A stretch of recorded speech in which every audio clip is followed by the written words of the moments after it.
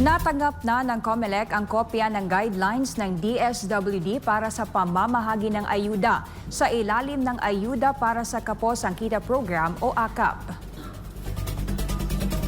Base sa guidelines, ipinagbabawal ng ahensya ang presensya ng mga politiko sa aktwal na pamimigay ng AKAP, maging ang flyers, banners at iba pang political materials sa off-site implementation ng programa.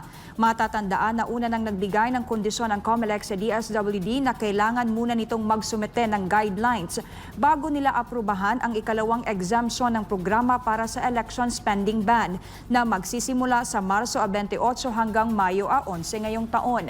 Samantala, ang AKAP ay para raw sa mga manggagawa na kumikita ng mas mababa sa minimum wage sa kanilang mga rehiyon. Ito'y para rin daw sa mga manggagawa na apektado ng inflation.